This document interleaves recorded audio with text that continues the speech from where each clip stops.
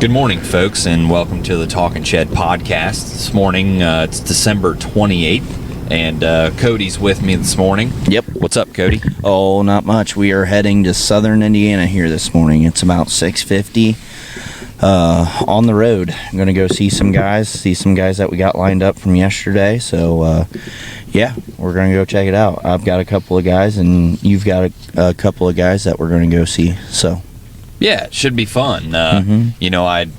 I sold a sow for tillage tool over here, over in western Indiana, I guess, is where that went, not necessarily south. But going to go see him. Going to go see several guys, some past customers and stuff. It's going to be a fun day. And we knew we had to leave early. And, yeah, it'll be awesome. It's that time of year between Christmas and New Year's where some things can be going on, but then other times it's dead. I made some phone calls yesterday to some good, solid past customers, and a couple of them were on vacation all week. And so yeah, it's going to be hit and miss. There's going to be some guys calling in that need to make some last-minute purchases, and there's going to be some guys that are just holding off and aren't going to do much this week. So it'll be interesting. yeah, I think with just how the last few years have kind of planned out, the last-minute purchasing guys, it's kind of already done. A lot of the guys have had an opportunity to plan it out, especially with how hard things are to get nowadays, whether it be a tractor, grain setup, or a piece of tillage. Yeah. Guys kind of already have that kind of set out and laid out as far as what they're going to buy. But there are still those select few guys that are like, well, I need to spend some money here yet this year. The accountant told me, what do you got on your lot for $25,000? Well, let's dive into that a little bit more. Well, what do you do as far as, tell me, giving the salesman as much information as possible is pretty important to us as far as what we're going to sell you. Right. And we'll get into that deeper in the backside of the podcast. Yeah. on some different tips for buying equipment. Mm-hmm. That's going to be the topic of this podcast when we dive into it. But first, the last podcast that we recorded was with Jeff Worley there in Indianapolis, and lots happened since then. We had Christmas, had some holidays, stuff like that. Christmas go good? Yeah, Christmas went well, and kids got what they wanted, and yeah, it was a good time. Yep. Not a great big fan of putting all that crap together, but yeah, it's well, my big problem is where to put it. yeah. Once it is together, our garage is not a place for cars. Yeah. It's a place for overflow stuff out of our house. Not only does the wife just open the garage door and take those Amazon boxes and just fling them. Like, I think she always tries to see if she can get the Amazon box to hit the garage, the big overhead garage door from the door out of the kitchen. Like, I hear it fling and then dunk, and then she's like, yes. Yeah. She's always just flinging them out there, and some days I'll walk out there and it's a mountain of cardboard boxes. It looks like the Amazon warehouse at the garage. But it also, we got, grandparents. Oh, look, kids, here's a bunch of nice, really big bean bags. And we're like, oh, that's a great gift. And then they say, well, they're going home with you. And well, where are we going to put that? And so, it's like, where's all this stuff going to go? But yeah, it's great. It was fun. Kids had a good time, and it was a lot of fun. And then this week we've got the Ohio State Buckeyes game coming up, playing Georgia. That's going to be a big deal. Hopefully it's a big deal, I guess. Yeah. Hopefully we down some dogs. Yeah, we'll see. And then, some of the podcasts we've done in the past, we were out heading to deer camp. Yeah. We've had some new happenings in deer camp. Cody? Yeah, I'm on the board. Cody is on the board, guys. And walk us through it. Just brief story. So basically, I was just out hunting. It was the last weekend of shotgun season here. Well, I shouldn't say shotgun season anymore, but last weekend of gun season. for Ohio, and I was seeing some deer, but they were, 250 yards out, and wasn't really thinking that I'd see anything. And there at about last light of shooting time, a doe came out, and she was about 75 yards, and I didn't quite pinwheel her, but she dropped in her tracks, and I got it done. So There we go. yeah, That's great. you came out and helped me gut her, and the boys did too, and Yep. then we cut her up, and I took her to the processing plant. So, Yep. Yep. That was Yeah. the second weekend of the Ohio gun season. Yeah. And then a couple weeks before then, I got a doe on the last day of the gun season, and so we're well on the board, and there's still time Yeah. left. Ohio's deer season runs really long. It goes up and through. It's like the first week of February, isn't it? Yeah, it's like February 6th or 10th or something like that. But Yeah. which is pretty neat because I think there's a lot of good late season activity to be had. Yeah. And I really like patterning late season deer when it snows like it did. Yeah. And Here, not this weekend, but next weekend, muzzleloader season is going to be in, and that's actually what I got for Christmas was muzzleloader. So we got to sight that thing in and get that thing rolling. So yeah. So yeah, it'll be good, and a lot has happened since then, like I said. But let's also talk about that cold weather that rolled through there last week. I mean, that was frigid. yeah, And you and I had an experience that made it extra frigid. yeah. So semi showed up to the farm there Friday. It'd be December 23rd. It showed up. In which we didn't work that day. Yeah, We were supposed to. right. We were going to do a half a day. Yeah. And Dad texted everyone bright and early. He said, guys, it snowed a lot. It's freezing. Why don't everyone just stay home? Yeah. And so we're like, oh, okay, cool. Cody and I went out and worked on our deer blind. Mhm. And Dad called at about noon. He says, hey, a truck driver is going to be here with a load of BBI spreaders in an hour. I'm like, oh, geez. It's, whatever cold it was, negative 30 with the wind chill. Yeah. And we're going to go out there with forklifts and lift these spreaders up off these semis, off this semi. Yeah. Like, you've got to be kidding me. Well, they showed up, and we got her done, but holy cow, was it cold. Yeah, I think that's probably the coldest that I've ever been out in the weather.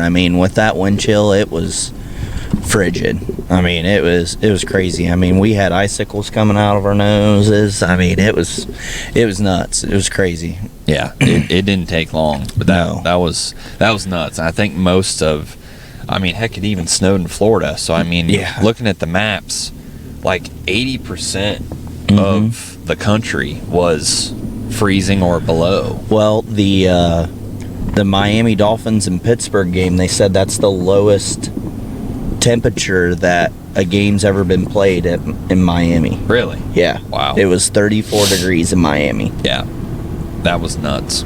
Yeah. But yeah, we're through that, and now we're going the opposite direction. It's all going to melt. It's going to be 50s, and we're going to get out the t-shirts, I guess. Now, Guys are talking about getting back out into the field and running some tillage. yeah, I don't know. Might be a little wet for that, Might be, yeah. but yeah, a lot's happened. A lot's going on. The Indy Farm Show overall, when we were recording with Jeff, it was kind of up in the air. Cody, you had a lead out of there that came to fruition. Yeah, it came through.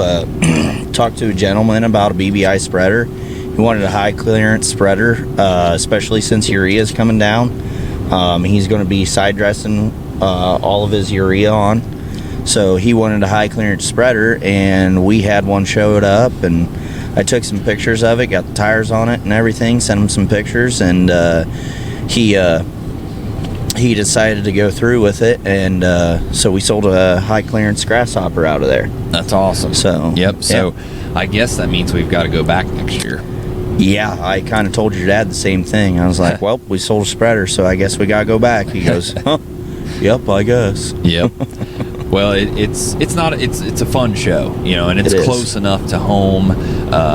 We always get Worley to come over for that. It's a good time. Yeah. It's a pretty low maintenance show. Mhm. Everything we bring in there is on wheels. It's easy to get in and out. So Yeah. we'll be going back. But coming up is the big show, and that's Fort Wayne. Yep. The Fort Wayne Farm Show is a great show.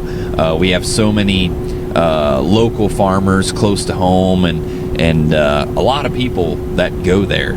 That thing is right there next to Louisville. Mhm. It wouldn't surprise me if this year it cleared Louisville, just because I think Louisville is in a little bit of a transition from being the ultimate show to more of somewhat of a vacation spot.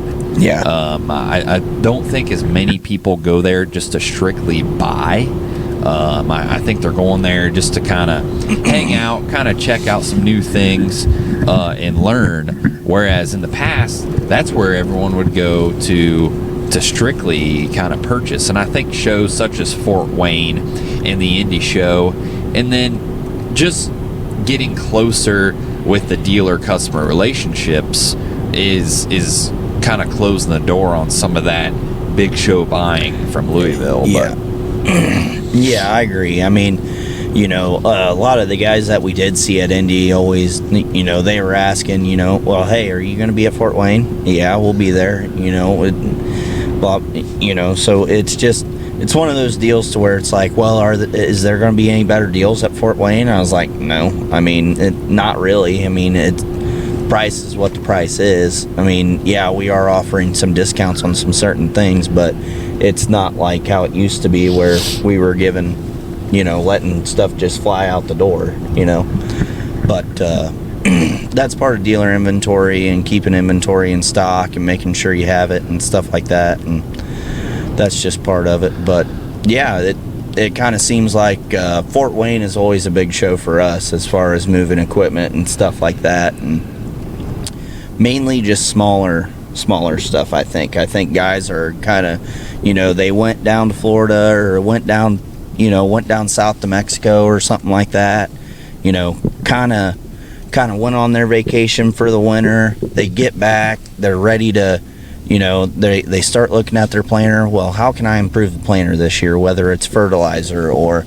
row cleaners or closing wheels, whatever that may or may not be. It kind of seems like the planter right in that January-February time frame is when guys start really honing in on the planter and getting planter attachments put on there. Oh yeah, no doubt. I've noticed it a lot in the last couple weeks. I did a planter deal north of our shop about an hour. Mm-hmm. Did some YouTube videos on it for the guys that follow the YouTube channel. Is that 1770 customer called me, and he called me on a Tuesday. I went up there on a Wednesday and went and checked out his planter. We came up with a plan on what his priorities were, quoted it out to him, and he picked which items he wanted to go with, and we did the install probably 10 days later, and it's wrapped up. But I'm starting to get more and more. I had a guy from Iowa reach out to me yesterday on a Yetter all-steer pull-behind cart for his planter. It's really starting to generate. So it's that time of year, and it's seasonal. So I'm excited to jump back into the planter game, and as far as that season, and I can't wait. I feel like we're more prepared now than ever on the planter side. Our brackets are top notch. If anyone follows us on YouTube or Instagram, I've been loading up some pictures of these brackets that Cody and I don't make them, luckily. Sam, you wouldn't want us to make them. Sam and Devin in the shop. Kyle draws them up, and we've got a local fab shop doing a lot of the lasering, and then we have Alro Steel Company just pre-cut all these pieces, and then Sam gets them in there, puts them in the right spot, and gets them welded up tight. But man, they're sweet. Yeah, we get them powder coated.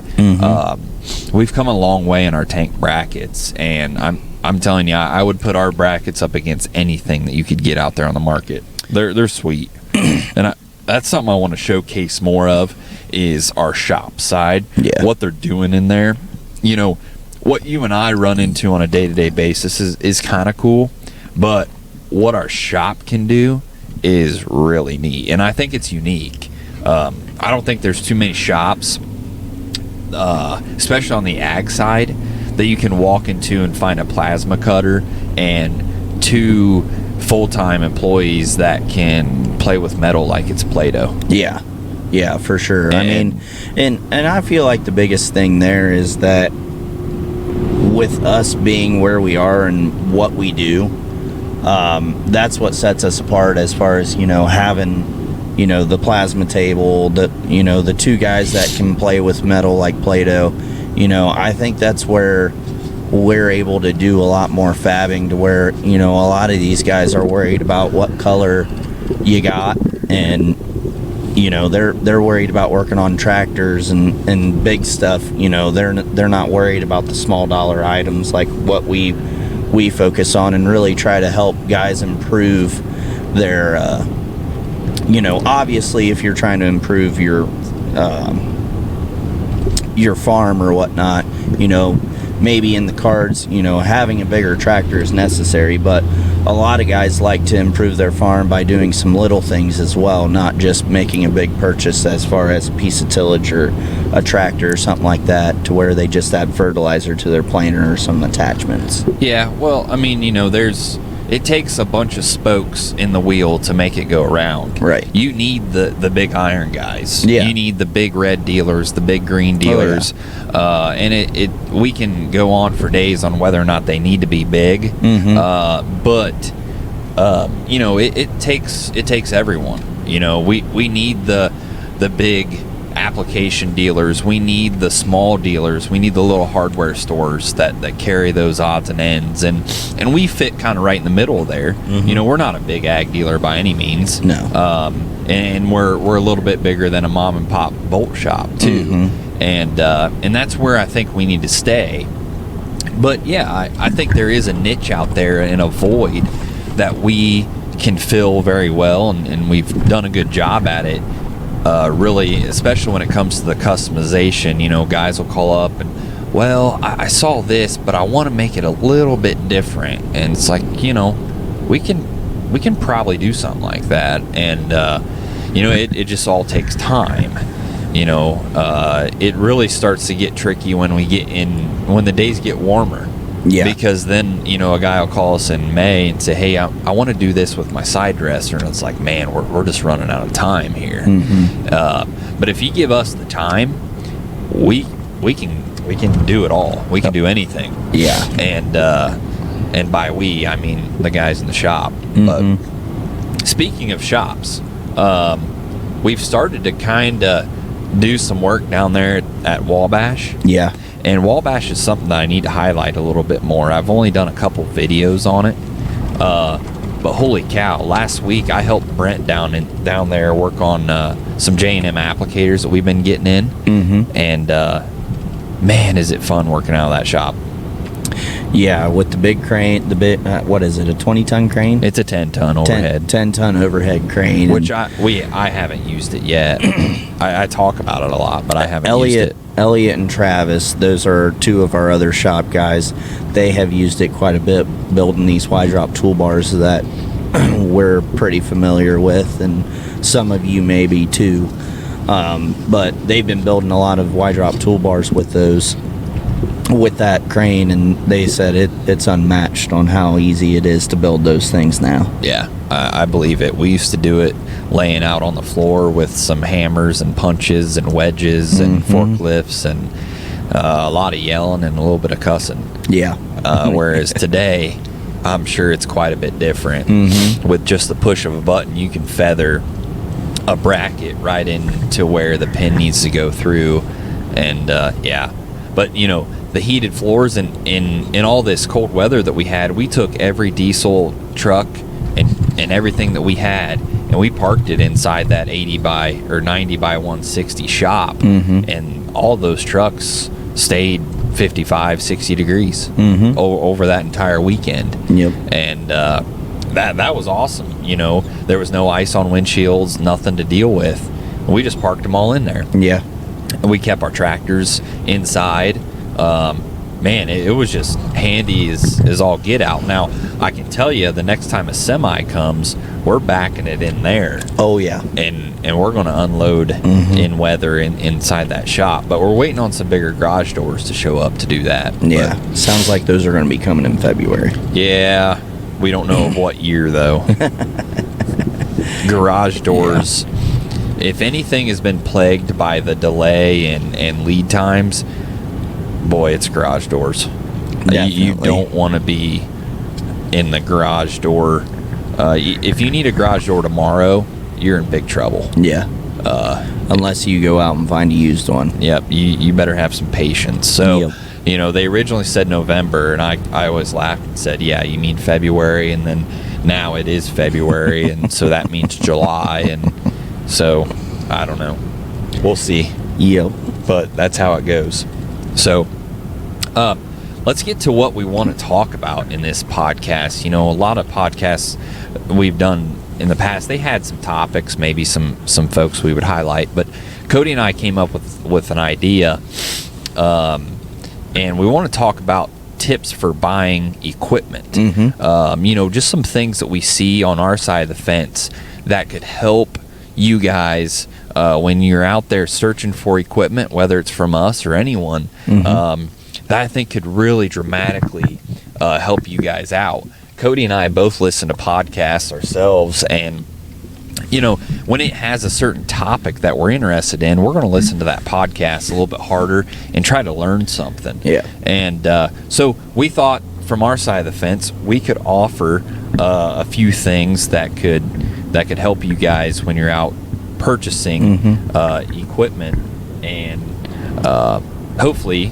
you can come up with some ideas here that you can actually use. Yeah. So, you know, Cody and I, of course, are in sales. We've got calls coming in from, you name it, Illinois, Iowa, Minnesota, everywhere, Florida, everywhere. Yep. And a lot of these people we've never met in our life. Mm-hmm. And usually how it goes is we'll answer the phone, and it'll either come directly into our cell phone, or they will call a number that leads them into the office, and the office girls then distribute it out to the salesman. So let's say a call goes into the office, and, you know, good morning, this is Fennig Equipment, how can I help you? And, you know, he says, well, you know, I need someone in sales. Okay. So then he transfers it to me or Cody. Let's say Cody gets it. Hello, this is Cody. Hey, Cody, my name's Joe, and I'm from Illinois, and I'm interested in a Salford tool. Okay. And so he's from Illinois, and he's looking for a used Salford tool. And that happens all the time, you know. Yeah. The trucking world and the World Wide Web has taken everyone's area of responsibility and just exploded it. No longer are we in charge of a couple counties or half of a state. We're in charge of sea to shining sea. And probably the big thing that when I'm selling to consumers and farmers that I wish that we could improve is, you know, I have a guy, he'll say, I want to use Salford. What have you got? Well, you know, I've got this 30-footer out here. You know, we just put new blades on it. You know, it's 2014. And you know, I start asking questions, how many horsepower you got, and a lot of times I just wish that I could get that customer on a plane to come and look at this Salford tool, you know, because I don't know what his farm looks like. He could have the most pristine farm. He waxes his equipment every day, and then there's a little bit of rust on this Salford tool. And he'll say, well, send me more pictures and videos, and I send him all the pictures and videos, and then he may get it, and he'll call me and say, well, Adam, I didn't realize that 2 of the tires were rotted, had some cracks on them. You know, it's like, well, you know, I mean, it's a 10-year-old tool, right? You know, I guess you know, but the expectations are you never know what the guy's after. You know, this guy might run an old open station tractor, and the disc that he's currently pulling is basically pulled in half and has welds every inch. Right. Or he's on the opposite end of the spectrum, and what I'm getting at is everyone's field ready is extremely different. Yeah. So when you're buying used equipment, no matter what, I really strongly urge everyone to come look at it. You know, if applicable, I mean, well, yeah, definitely. You know, of course, we don't hide anything. I want you to come look at it. I think it's going to be as good or better than what it's projected online. There's some dealerships that probably don't want anyone to come look at their equipment because they might see some flaws, but I want everyone to come look, because if it's not right for you, I want to know right now. Right. I don't want to know an hour after it gets unloaded off the truck and you're calling me and say, well, I didn't realize the paint was faded this much, or you know, I found one bearing that you missed, you know, that was a little bit out. You know, it's not only do I think we can negotiate better when we're face to face, but I can get to meet you. It can become a much more long-term relationship rather than me just dialing up a trucker and sending it on its way and wham, bam, thank you, ma'am. You know, we're more of a long-term dealership where if I'm selling you a Salvert tool or something, you're going to be hearing from me. I want you to again. Yeah, I want you to call me back, ask me questions, you know, all of that stuff. You know, that's really important to us as far as how we run the dealership. You know, was something that we kind of pride ourselves on. We want customers to be happy. We don't want them to think, you know, and that's where, you know, where I was getting into earlier, you know, just asking the right questions, one on my end, you know, on our end, and two on your end. Tell us a little bit about your operation. Give us as much detail as you can as far as what you're kind of looking for. You know, what kind of tillage practices are you doing now? You know, what are you expecting this tool to do? You know, all of those things are very, very crucial as far as what direction we want to point you in. I had a gentleman call me the other day and ask me about strip till. You know, well, you just opened a whole big old 50-gallon drum of worms there. There are so many different options and what you can do, and you know, there are just too many options out there. You know, I want to hone in and, you know, well, how are you going to apply this practice to your operation? How is that going to work for you? Well, and there's two different types of phone calls too. There's guys that are calling us just for information, right? Because we, you know, we're kind of the leaders in a lot of different fields, and we've got experience. And so I have guys call me a lot of times and say, hey, I think I want to do strip till. Like, the idea sounds good, but I don't even know where to start. Right. And so we'll walk through and help them. Right. But and that was basically my phone call yesterday. Yeah. Is what it was. Yeah. But it gets tricky when they'll say, well, you know, I'm looking for a 30-foot tillage tool. And we really need to start asking a lot of questions then, because it's like, well, I've got 30-foot tillage tools that require 200 horsepower, and I've got 30-foot tillage tools that require 550 horsepower of tillage of horsepower. So we really, really have to hone in, and we got to be careful as salesmen to, because it'd be very easy to just say, well, yeah, sure, I've got this 30-footer out here, and really talk about it and get to leaning into that unit. And all of a sudden, as he's getting ready to drive over and look at it from 2 hours away, we finally realize that he only has 300 horsepower. Right. And I say only 300. That's a lot. Don't get me wrong. But if it requires 550, you know, and that's where we have to be very careful, and we have to do a very diligent job, almost like a detective. Really, I always, like you said, I like to say, well, what are you doing now? Right. Because whatever you're doing now, obviously we're going to want to try to improve it, but it gives me a rough idea of your expectations. You know, if you're calling me up and today you're using 3 horses and a 2-bottom plow, and you're looking at an old disc that's kind of been sitting in the weeds for a while, that thing might be right up your alley. Right. It's going to be a slight step above from where you're at.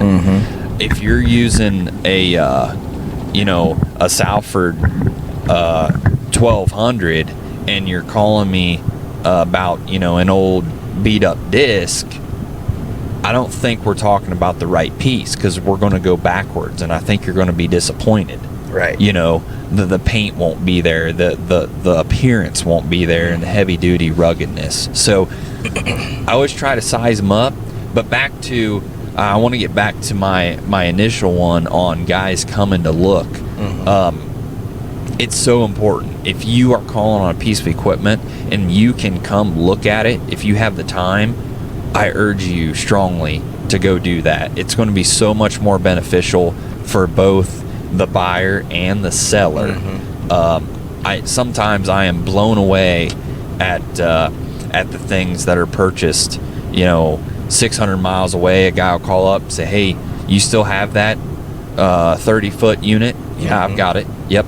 Okay, well, I want you to put my name on it. And within 30 seconds, it's over. It's like, okay, if you want it, the price is right. We agree on a price and we get it shipped, and there it goes. Right. But no one knows, any expectations. Yeah, I mean, pictures can only detail so much. I mean, there's a completely different spectrum. I can send you all the videos and all the pictures in the world for you to look at this tool, and you might think you know this tool inside and out, but I guarantee you're going to find something, no matter what it is. It might be something really, really minute, or it might be something very, very big and important that, we didn't even see because we see it every day and we kind of overlook it. Oh, yeah. So don't think that whenever we send you a tool that you just purchased and I sent you all the pictures in the world that you wanted to see, don't think that, don't think that we knew about it and just didn't tell you. There's a really good chance. I mean, we've got how many pieces of equipment out on the lot, Man, it's like on our Tractor House uploads on our inventory, I've got over 100 pieces uploaded on there, which in the grand scheme of things, there's 20 store dealers out there that have 100 pieces on one location. Right. But still, it's a lot to manage. And, I've had guys come and look. I've got a guy coming down from Michigan today, and I urged him, come down, look at it. I want you to. And sometimes people get there and they'll say, holy cow, I didn't realize that thing was that big. Man, I don't think that'll fit in my barn. Or, wow, my tractor, it's got 200 horse, but it's gotten a little bit weak over the last couple of years. Right. I don't know that I can really pull that. And it runs all them things through, and then they look at it and say, man, how am I going to transport this thing? Or, holy cow, I didn't realize that it had a rear hitch. And, man, that one tire looks low in there on that center walking tandem. It's like, oh, yeah, you're right, it does. I wonder if it's got a slow leak on it. And all of those things, then we're on the same page. And so, yeah, I think that would benefit both the farmer and the seller, whether it's us or another dealership, to travel and go look at your equipment as you're negotiating and talking about buying. I think that'd be a great move. Yeah, definitely. What's you were kind of leaning in on the details and asking and really digging in. Is that something that you run into?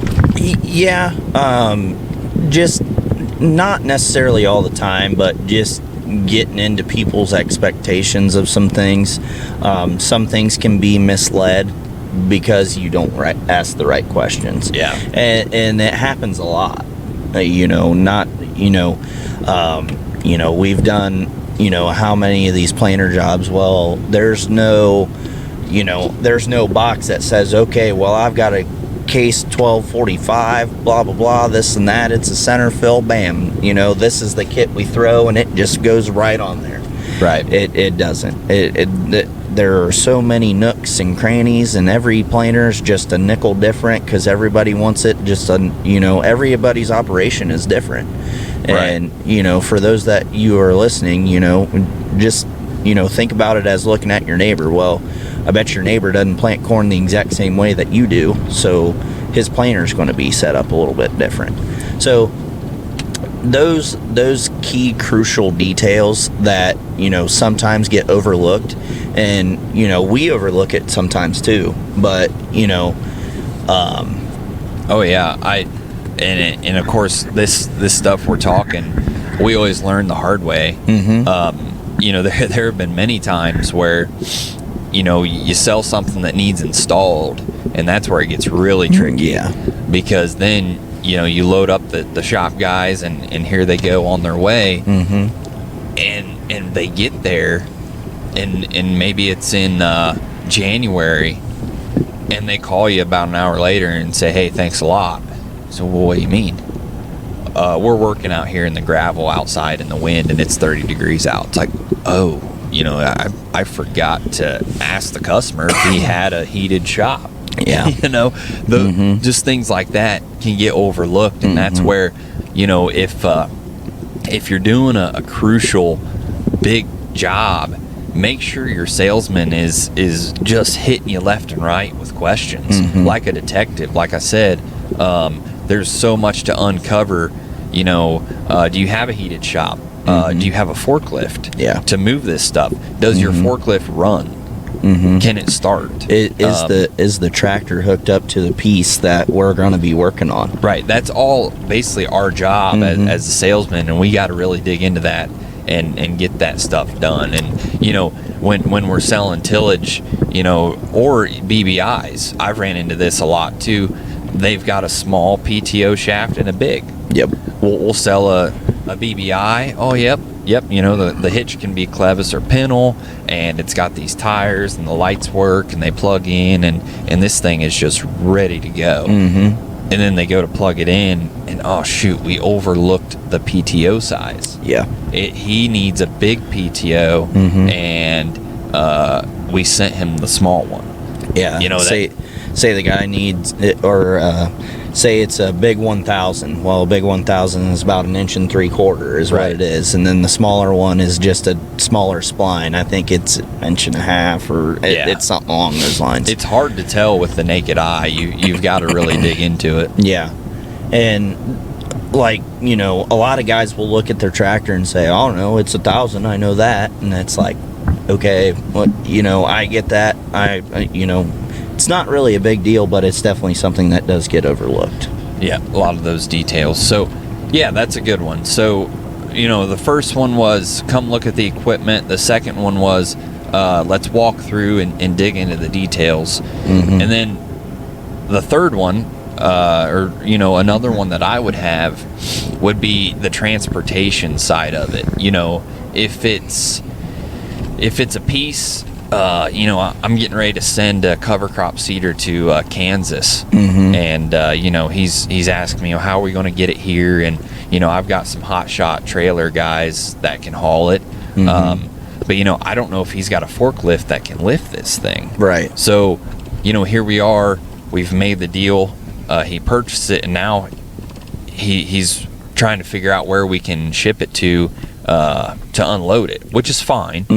But whether it's going to be hauled on a detached trailer or in a UPS truck or on a lot of this stuff, like if we order a Devastator from Yetter, it's going to come to your farm on a semi in a crate that's 8 feet long. You're going to need a decent size forklift or to get loader that sucker off, or loader tractor to get that thing off. And it gets overlooked a lot. There have been many times where I've shipped something and the guy gets it, and holy cow, my forklift wouldn't lift it. It's like, shoot, we should have talked a little bit better on how heavy this thing really is, and and what it's going to come in. So when you make the purchase and you're looking, make sure you've got the shipping details figured out. Not only who's paying freight and how much it's going to cost, but what all will you need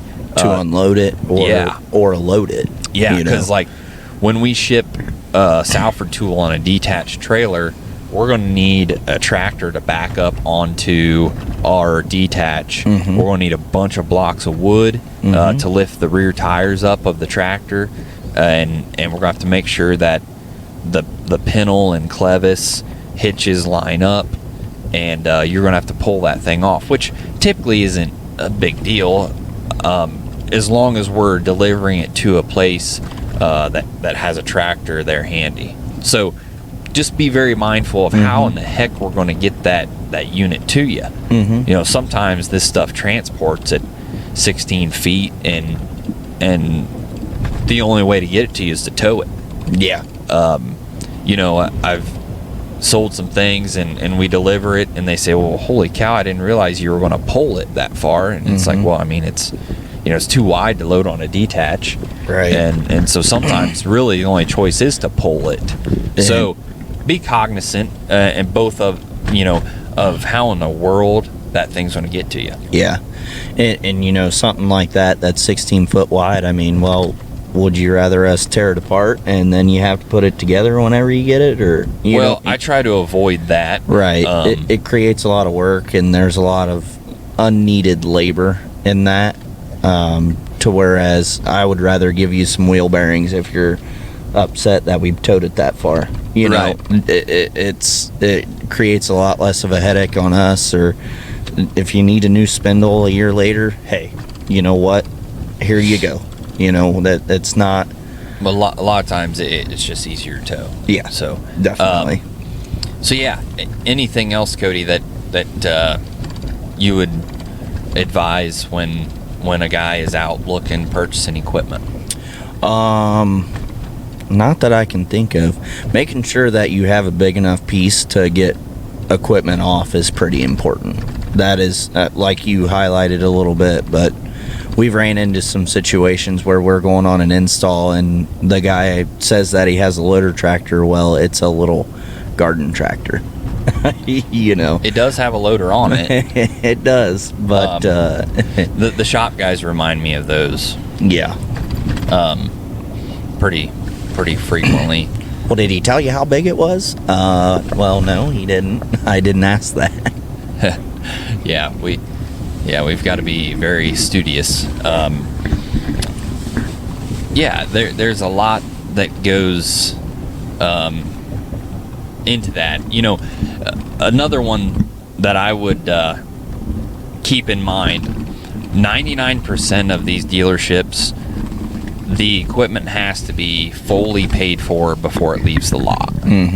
You know, so if how I like to do it is, let's say, you know, today's, just call it January 1, a guy buys something and we're going to deliver it to him when the roads are clear sometime in the next 2 months. Okay. Well, how I like to do that is, let's just put a down payment on it right now. Unless you want to pay for it in full, that's fine too. But let's do a minimum of a 30% down payment now to put your name on it, to lock it in, and to get the ball rolling. And then the remainder of that is going to be due before we load it up or hook it up. So let's say in 2 weeks we're going to haul it and the time's coming. I'll call you and say, hey, we're getting ready to hook up to it.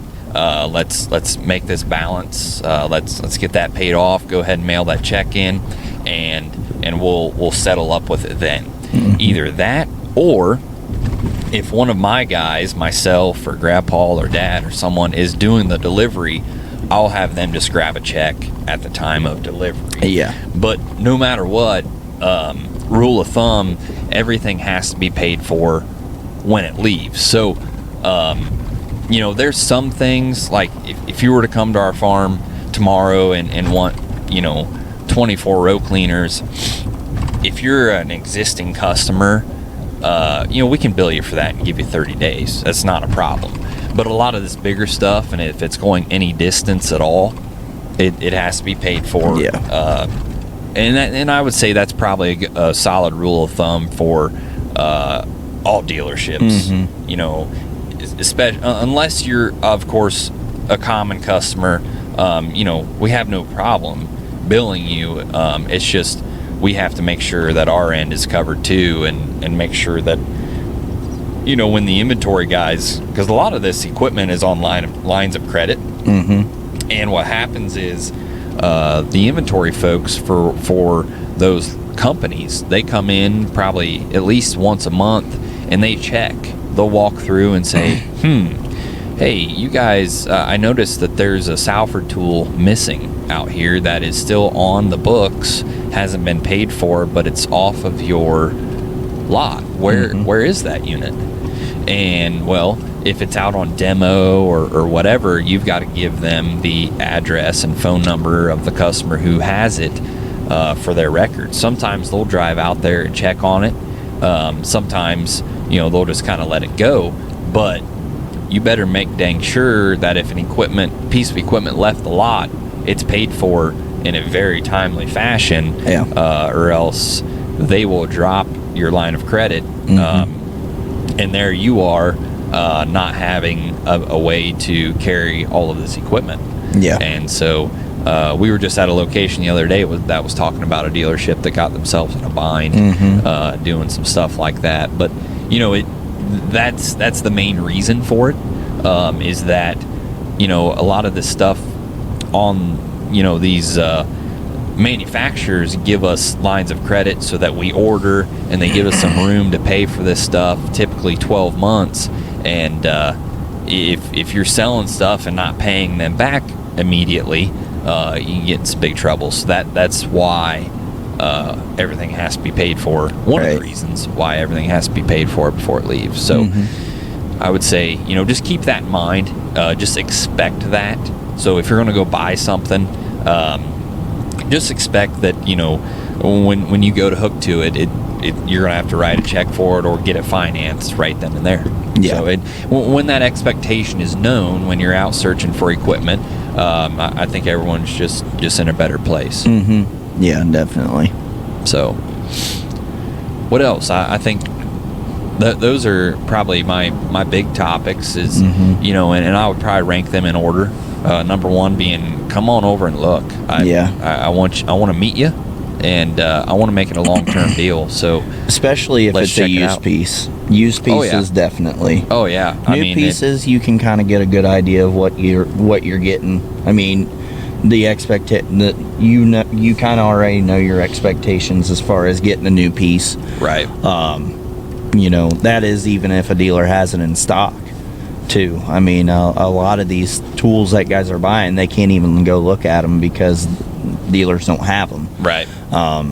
But you kind of look at a used one, you get an idea of how the thing's built and stuff like that. Well, if a new one if this used one looks like this, I can only imagine what a new one looks like. So right. I think in any situation, I think it's very important to go look, or at least go talk to the salesman. I personally, I think that if I'm making a big purchase, I want to be there and I want to talk to the salesman. And like if I'm going out and I'm buying a new truck, I want to talk to the salesman. What can you tell me about it?